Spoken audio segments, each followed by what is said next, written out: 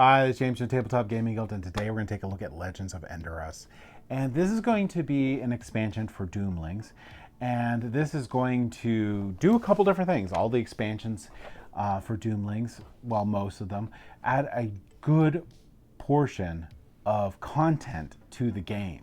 Now, this is going to generally include 3 decks of cards that add a different feel to the game, so they have a theme to them, and then 1 deck of cards that sort of combines all 3 and works with all 3 there if you want to use all 3 in one sitting. It also will add a new layer onto the game there. So those previous ones I talked about, you don't have to teach anything new. You can just play the game. With adding those in, it just gives you a different feel to the game. However, the additional pack that you get in the game adds another strategic layer to the game. In this case, in this one's going to be treasures. Let's go ahead down the table here. I'm going to show you what comes with this, and then we're going to come back and I'm going to give you my final thoughts.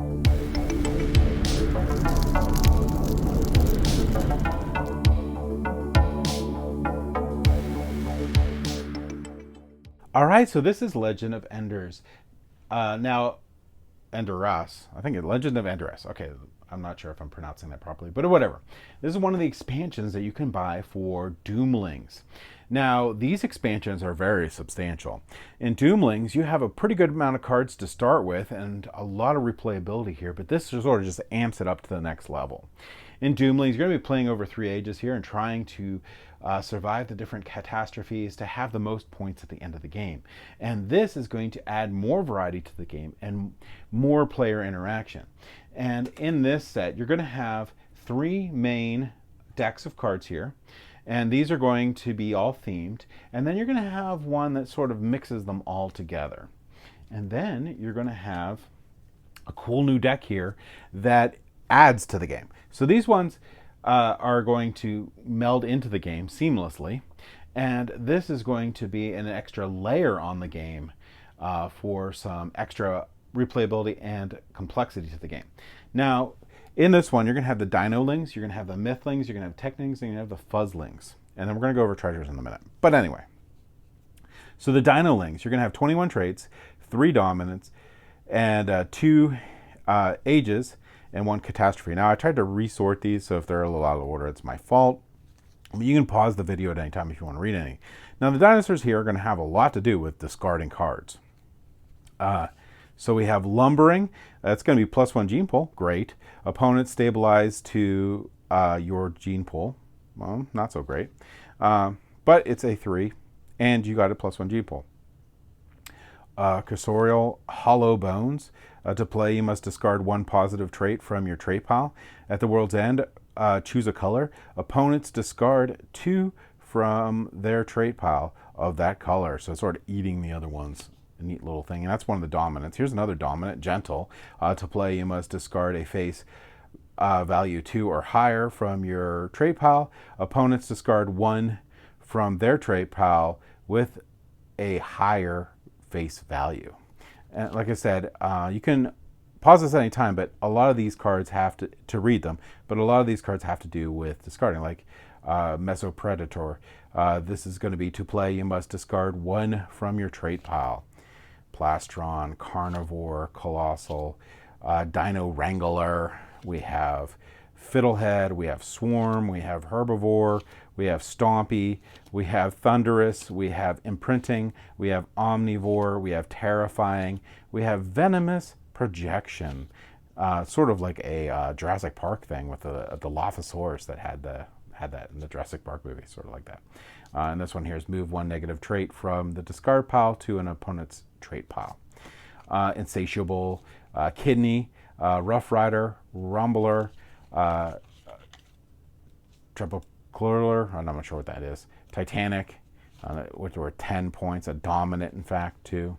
And then we also have the Anoxic Event, -1 gene pool, like most of these do. And this is Catastrophe. Discard all face value 3 or higher cards from your hand and then stabilize. At the world's end, -7 if your trait count is higher than 20. And then we have some normal ones here. Age of the First Ferns. If you have 7 or fewer traits in your trait pile, you may now play 1 effectless 1. Draw 2 cards from the discard pile. If empty, draw from the trait deck. And this is Carbon Boom. So that is what you're going to get with the Dinolings. Another one that we have here is going to be the Technolings. So this one here, we're going to have Chrome. We're going to have back propagation. This has a lot to do with attach. So there's a lot of attach rules in here. Simulated intelligence, steam powered. We have solar powered. Attach value is equal to the host face value. That's pretty dang cool. So, and it's a dominant one, by the way. Cryogenics. We have speech requisition. We have bionic legs. We have biotech. We have terrarium. We have tinkerer, filament, junker, kidney, lightweight, swarm, actuator. You may remove one attached from your trait pile and attach it to a trait in a different trait pile. Null. We have springy, we have transistor, we have corroded, we have modular, we have refurbished, we have treads. And then here we go. We have industrial revolution. On your turn, you may play an attachment. You may play another trait. Okay, so then we have age of stability. You may stabilize to 5 immediately. And then we have our catastrophe, planned obsolescence.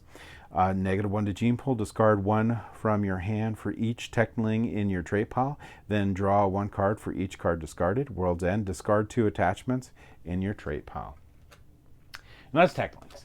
Then we also have these Mythlings, which are going to be my daughter's favorite stuff here.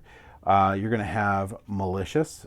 Choose an opponent. They discard 2 cards. This one has start your turn. You discard Ichor from your hand. Draw 2 cards.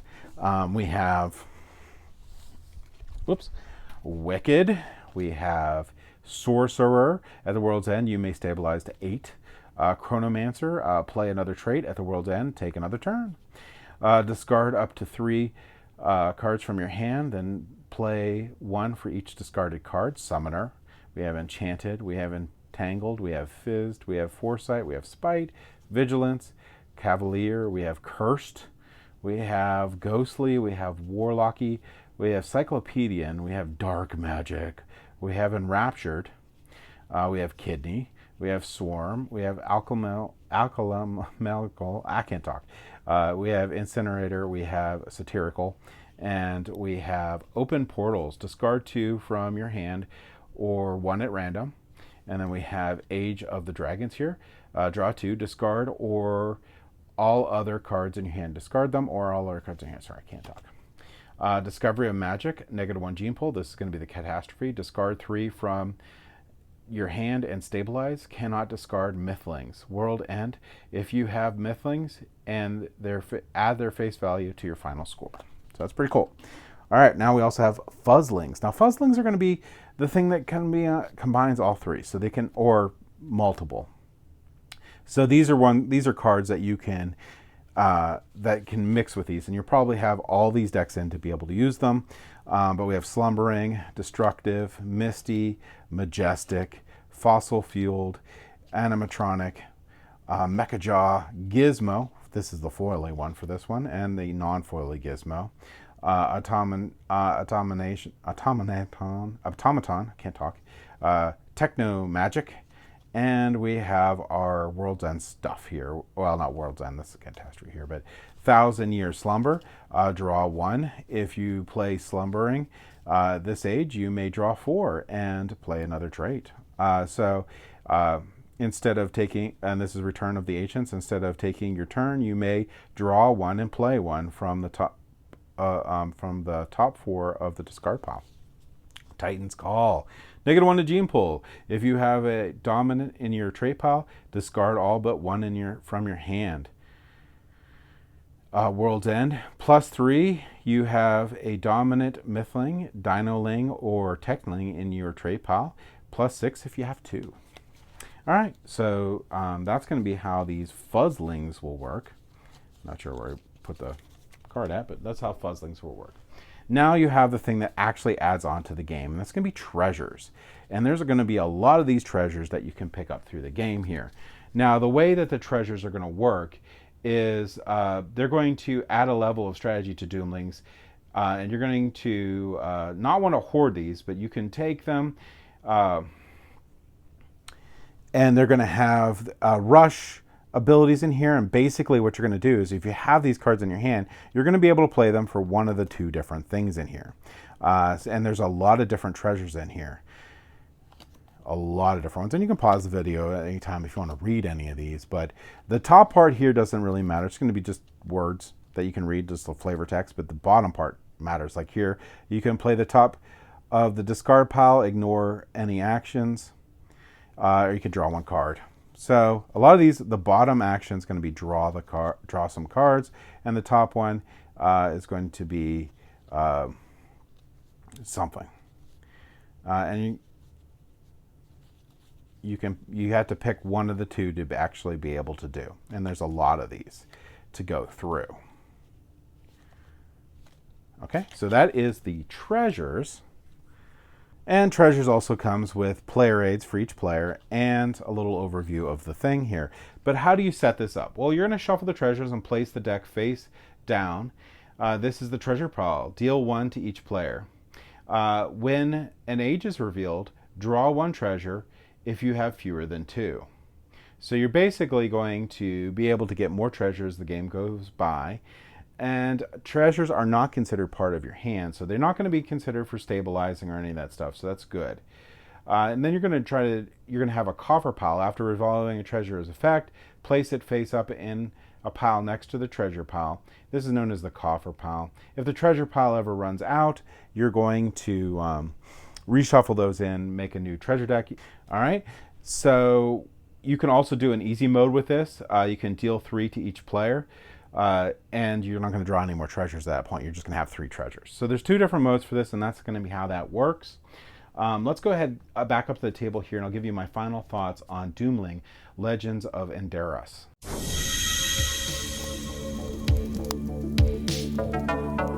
All right, so that's what comes with this expansion. Now, component quality for this expansion is amazing, just like any of the Doomling games here. Really important that card quality is great, and card quality is great in the Doomlings games. Backings match. They did a really good job to make sure that they match the rest of the game, so you really can't tell the difference between the backings of this one and the backings of the base game. So you won't be able to have those people to be like, I can tell what expansion this is from, unless you have well-worn cards because you've played a lot. And there's nothing wrong with that. Now, this one, you have your 3 themed decks there that just add a sort of like flavor to the game there. Those always are very welcome. If you love this game, these are going to be expansions that are pretty much essential for you to pick up so you can keep playing and keep having that variety of play in the game. And have those really cool moments where, you know, you have these really cool interactions that you haven't seen before that are really fun. That's really for you. And the 4th deck there just sort of combines those 3. So if you want to use all 3 of those together, that's going to be great for that.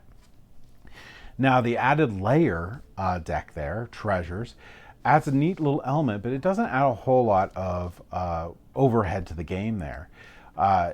I actually really like the mode where you just give 3 treasures to each player and then they play them and you get the ability. That's sort of just sweet and simple, and they're really cool, and there's a lot in here, so you have a lot of different variety that you can get. And this is actually one of the ones you can expand and use with other ones in the game, and it's not that much. It's just going to add a layer of like more agency for the players because they know what they have. They have it. They had it at the beginning. So they can add that layer of strategy to determine when they actually want to play it. Overall, I think this is a solid expansion for Doomlings.